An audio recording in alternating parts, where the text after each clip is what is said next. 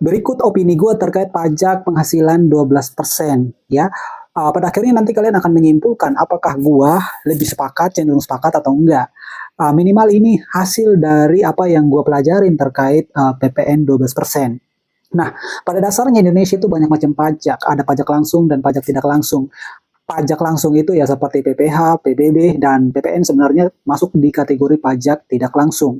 Kenapa harus dibutuhkan kenaikan PPN 12%? Karena memang daya beli masyarakat saat ini itu sedang menurun atau stagnan, bahkan stagnan ya.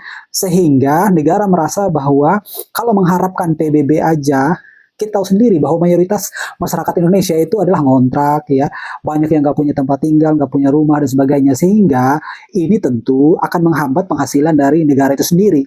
Nah, yang perlu digarisbawahi bahwa PPN ini tidak berlaku untuk kebutuhan pokok, ya buku untuk anak sekolah, obat-obatan, ya ada beberapa memang yang dikecualikan terkait PPN itu sendiri. PPN 12% akan menimbulkan banyak faktor tentu ya.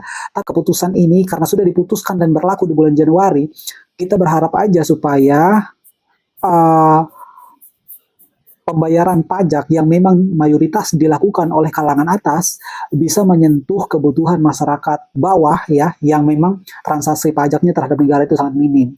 Ya bayangkan aja istilahnya, sejauh mana sih masyarakat Indonesia yang punya motor itu tertib bayar pajak kendaraan bermotor ya kan? Sejauh mana sih masyarakat Indonesia kelas bawah itu yang punya rumah tertib bayar PBB gitu kan, untuk income-nya negara Indonesia. Tentu kita kesadaran terhadap pajak itu masih sangat rendah kan, dengan daya beli masyarakat yang menurun, sedangkan di satu sisi negara harus memperbanyak pendapatan.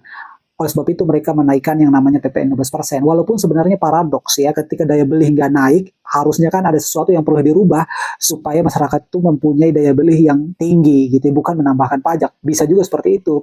Tapi mungkin atau bisa jadi upaya-upaya ini sudah dilakukan oleh pemerintah, tapi memang tetap aja daya beli masyarakat itu menurun karena bisa jadi investor asing kurang, bisa jadi PHK terus bertambah, lapangan pekerjaan menurun. Solusi ini belum ada ya dilakukan oleh pemerintah, sehingga dalam waktu cepat mereka mengeluarkan keputusan untuk menaikkan PPN 12% untuk menstabilisasi pendapatan negara ya, yang mudah-mudahan sumbansi utamanya adalah mereka yang kelas ekonominya menengah sampai ke atas, dan orang kaya bayarnya pajak banyak, dan yang menikmati adalah orang-orang masyarakat kelas bawah.